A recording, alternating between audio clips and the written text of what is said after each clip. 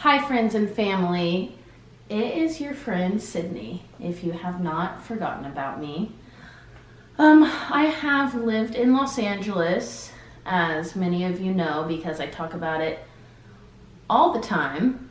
I've lived in LA since May, and I just feel like since I've been here, I haven't had a lot of time to talk to people back at home that I want to talk to, and it's just hard for me to keep in touch with everyone that I want to, and then have the time to tell all of the stories that I want to talk about.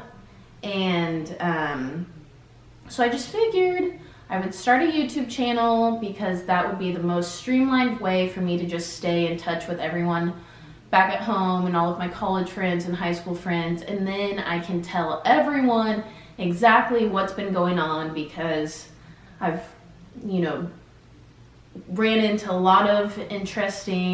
I've had a lot of interesting things happen to me, and I feel like every single week here, every single day here is different. So I figured I would start this thing, and I thought the best way for me to start this was to kind of start from the beginning about how I moved to Los Angeles and just how the entire journey started, and just kind of give you guys an idea of just kind of the tone that's been set from the very beginning about kind of how LA would be for me. So I wrote things down on my phone so I wouldn't forget everything, because there's a lot. And so I guess we'll start from the beginning. So I knew I wanted to move to LA at the beginning of last year. I wasn't sure when, and I kept putting it off, and because I was nervous and whatever, I just kept putting it off. So finally and I was kind of searching for jobs from Tulsa out in LA, but that's kind of hard to do. And a lot of the times whenever I would get job interviews in LA, they'd be like, hey, can you come out next week? And I'd be like, I'm still in Tulsa. And so that was just hard. So a recruiter reached out to me on LinkedIn about a sales job that was actually for Tulsa. And I was like, thank you so much, but I'm actually planning on moving to LA in the near future. If you have anything in that area, let me know. And she was like, oh, well, as a matter of fact, we do. So I was like, okay, well, that's great. I'd love to talk to you guys about it more. So as a sales job, probably, to be honest, not something that I would want to do for forever. But it was a good job that paid well. And so I talked to her. Our conversation went great. And so she sent me to the manager of who would be the manager of the team that I would work on. And she was like, you guys set up a phone call. And then, you guys can go from there if you want to move forward. So I talked to the guy who would be my boss, and we got along great. And he's like, okay, yeah, so I would like to meet you in person and have you meet the team and all of this stuff, whatever. I was like, okay, fantastic. And so we set a date for the interview in LA. And I was like, awesome, cool. It was about a month out from where I was in that moment. And I was like, okay, that's the date that I need to be in LA by, no pushing it back, this is a sign, let's do it. So I planned on leaving for LA a few days prior so I could get there the day before and then go to the interview. So that was the plan, and so I told everyone, especially so there was no backing out. So I told everyone that was the plan, told my parents. And so I just kind of started packing up and just kind of accepted that that was my last month in Tulsa. So the week before, I was kind of in a haze. I was packing all of my stuff, and I was like, this feels so surreal and bittersweet, but I don't think I have any feelings about it yet, because I don't think it's hit me.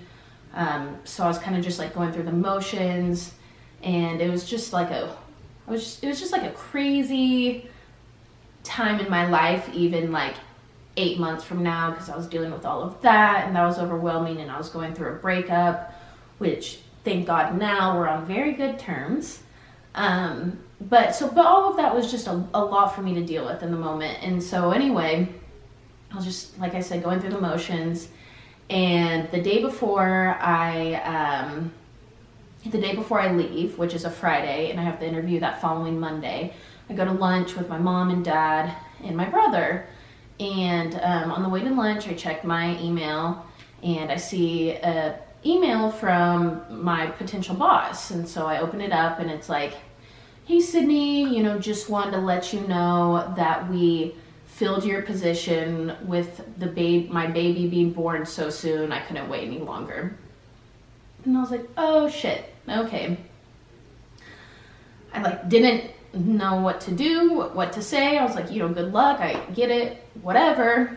And I was like, well, my car is all packed. I told everyone that I'm leaving.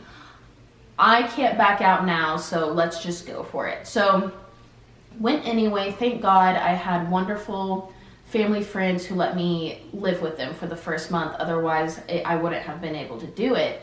And so I was like, okay, the first month just to kind of get my shit together, find a job, get my feet on the ground, whatever, let's do this.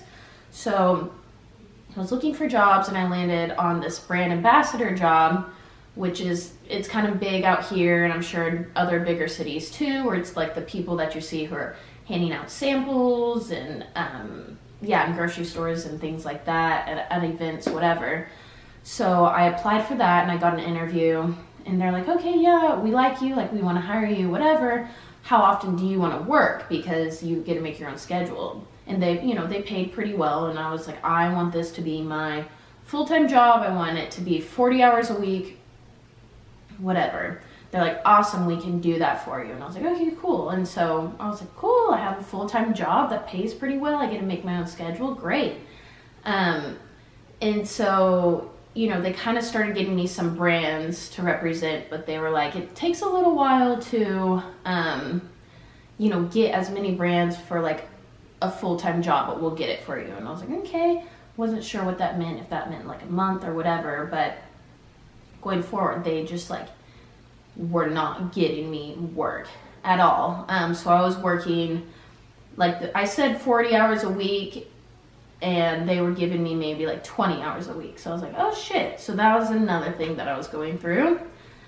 And during this whole time, I was looking for a place to sublease for the next 3 months before Amelia and I could room together.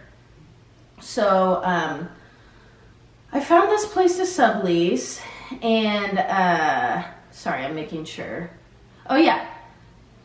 Well, too. Okay, so I was working at the store I was working at was pretty cool. It was called Air One, which is a white, the building is all white, clean, gorgeous, Whole Foods on crack, and even more expensive than that. And so all the celebrities shop there, so that was cool to get to see some celebrities. I said hi to Brittany Snow apparently too enthusiastically, so I scared the shit out of her. And from afar, not too far, but too far for me to say anything, Miley Cyrus was right in front of me, and I kind of started having a mini panic attack because I was like, should I try to talk to her? But I didn't. But so yeah, that was a cool experience, but I wasn't getting enough work. So anyway, I found this place in North Hollywood to sublease for 3 months. And so the owner is in New York, and so that's why he needed someone to take it over. And so we FaceTimed for a little bit, so he could make sure that I was probably a semi-sane person, and likewise, and to make sure that the money transactions would be safe on both sides, and that someone living in his place would be taking good care of it, whatever. So we got along great. We both felt really great about our interaction, and I thought maybe this will be a potential connection. Maybe we'll be great friends. And I was wrong about that, because he was the biggest asshole I've ever met in my whole entire life. He ended up being a nightmare living in his freaking apartment. And that's a whole nother story. But I hated living there because this landlord who was in New York City was such a freaking asshole to me. But so,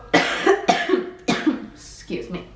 But so anyway, I moved in to the place, and it's this tiny ass studio apartment in North Hollywood, really little, and all of his shit is in there, and you know, which is nice that he had like a bed and a couch because I needed that. But he had like no drawers, but like a shit ton of stuff everywhere, like way too much stuff for like a little apartment. His closet was totally full of his clothes, like bathroom full of his shit, whatever. So like on top of his place already having too much shit for how little his place is, I had to put all of my shit on top of his shit in this little ass studio apartment. So I was like, okay, well, I guess what can we do about it? So I'll just like kick shit around the 3 months that I'm there and just like live in a shithole, which is what I did, but it was fine. It was a little stressful, but it was fine. So the first day I took all my time moving shit in, whatever. And I was like, okay, I need to do some laundry. So I got my clothes that were in a trash bag and brought it into the laundry room. Thank God I had one right next door. And it was my first time facing coin laundry. So like, okay, great, coin laundry, like bring it on. Never had to do this before, like let's gain some character.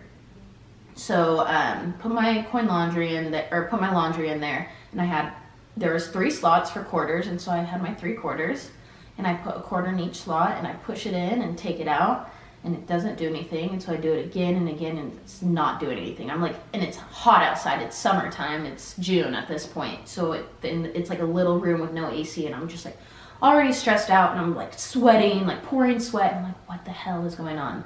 So I keep trying. I FaceTime my brother, and I'm like, Quinn, why isn't this working? And I show him what I'm doing. He's like, I don't know. He's like, is it plugged in? I'm like, yeah. And he's like, try unplugging it and plugging it back in. And like, we, you know, talk about it for a little bit. He's like, I don't know. It must be broken. And I was like, fuck. So I'm like, okay. I take all my clothes out that were in my bag with the detergent, and my landlord never responded to my text messages, like the one I would send him like once a month, but he would like text me like 3 times a day being up my ass about something random. So I was like, okay, I'm gonna text the guy who I met who lived here right before me. And I was like, dude, can't get the laundry to work. Like, is there some secret that I don't know about?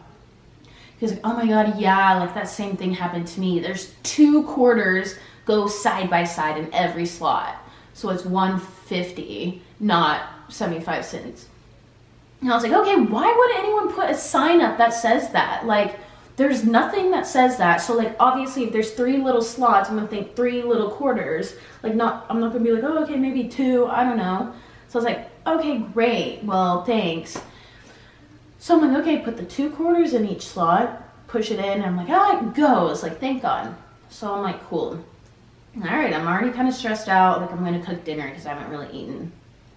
So I start cooking, and next thing I know, the fire alarm starts going off, and I guess I made the place smoky as shit, and so I like run over and like pull the ottoman over and like fuck up the carpet, and I just am like trying to like hit the smoke alarm, and I finally get it to go off. I'm like, geez, this sucks. And so I'm like, okay. So I like got that taken care of, and I'm like, okay, so I eat, and then I move my clothes from the washer to the dryer, and I'm like, wow, this was all just a lot. Like, I just moved all my stuff in, that happened, whatever. I was like, so I just sit down on the bed, and beforehand I bought a bottle of water, because, you know, everyone says that LA doesn't have the best tap water for drinking, so I was like, I'll get a bottle of water to drink before I figure out a better filtered water system. So I take my water bottle, and I sit down, and I'm so excited to have a drink of water. So I like sit down and like try to twist the lid, and I'm like, okay, this lid is like on here really tight. So I try again, sit there, like try for like 5 minutes, and I just like look around, and I'm like, yeah, well, I live here alone, so I'm fucked. So I'm like, okay, screw this. I just want a freaking drink of water after all of this that I've been through. So I'm like, fuck it. So I go outside, and I go to the street, and like I like look around, and I like see a guy getting in his car, and I'm like, okay. And I'm like, excuse me, sir. And you know, it's LA, and everyone's doing weird things and requesting weird things, and he like looks at me, and I'm like, can I have your help, please? And he's like, well, what is it? And I'm like, can you open this bottle of water for me? And he's like, oh, yeah. So he like gets out of his car and I like hand it to him and he just like opens it in one swoop. And I was like, ah, thanks. And he's like, it was really hard. And I was like, uh-huh. So anyway, got my bottle of water. But like that as well, I feel like is just like representative of like, I had no idea that that was going to foreshadow like what my whole first year of LA has been like. So all of that was just like, wow, that's a story. So yeah, and then, you know, in that apartment, it was a crappy apartment. And, you know, I dealt with like crazy cockroaches that like, I swear to God, I smashed them and like left them underneath my shoe because I didn't want to mess with it at 2 a.m.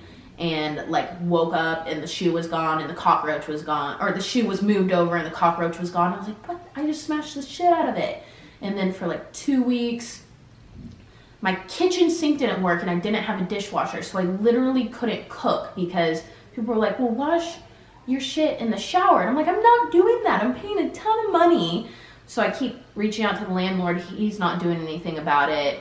And he doesn't want me to tell his landlord that I live there. So I can't do anything about it. But so yeah.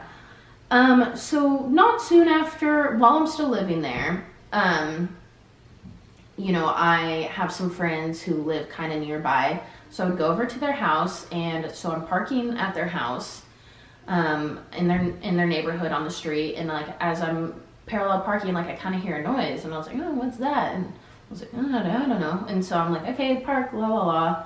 So I go and like hang out, we party and whatever. And so I leave the next morning and I go out to my car and there's a note on my car.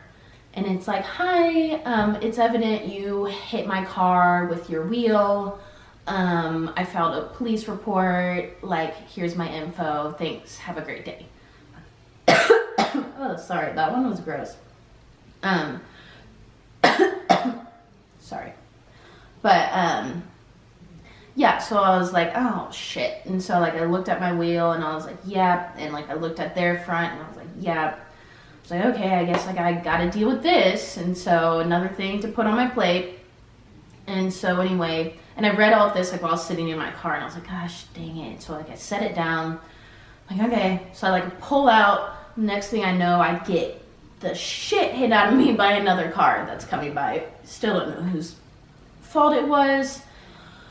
But so anyway, I'm like, wow, that was something else from the universe. So I'm like, okay, so deal with this like an adult. So I like get out of my car and I like look at the side of my car and I'm like, oh, it looks great. Like, great news. So I'm like, okay, well, I need to go up to the guy who's like up further. But as I'm walking by my car, I like look back and I'm like, oh, my entire front bumper got ripped off. That is not awesome. So that was just like the dumbest car wreck situation of my whole entire life. And I was like, awesome. And so dealt with all of that, took it back to my house, had it parked because like it was not drivable. And we have street sweeping here, which means pretty much you can't park on the street during a certain time because they come and clean it. So I was parked and like had it literally, I was like trapped in my apartment. And so anyway, like a few days later, like went back out to my car because it was just like all a pain trying to figure it out. Or maybe it was just a day later. I don't know, but it took a long time for me to figure out my car situation. So I went back out to my car. And my bad for not, you know, putting a note or something on it or whatever.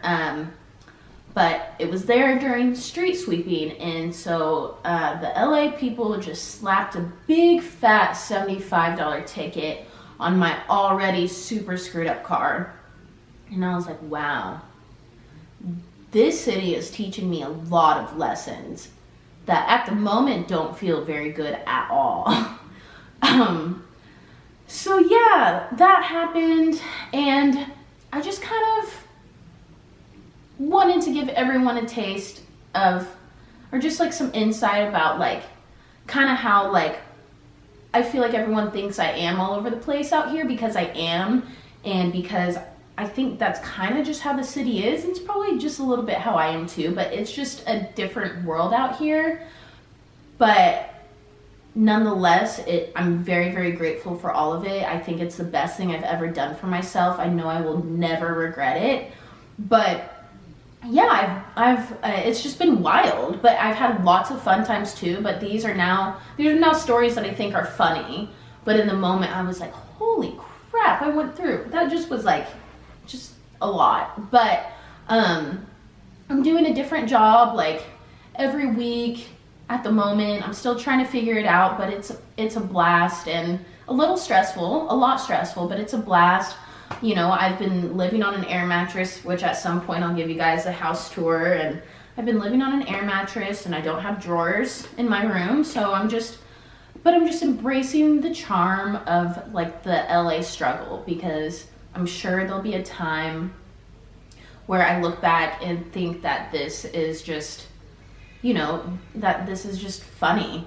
And I'm just kind of grateful for honestly kind of having to rough it, because, and I'm not even roughing it, you know, I have a roof over my head and I have food and whatever, but you know, but I'm just kind of grateful for the struggle, because they make for good stories and it's part of life. And I think it's building character, and I think I needed a swift kick in the ass, and I sure am getting it.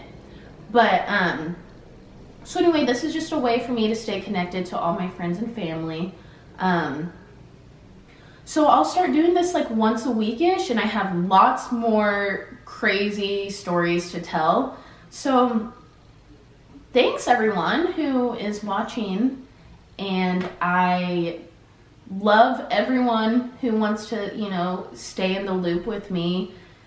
And I'm just excited to tell my stories, because I think it's fun to share. So anyway, I love you guys, and I'll talk to you later, alligators. Bye.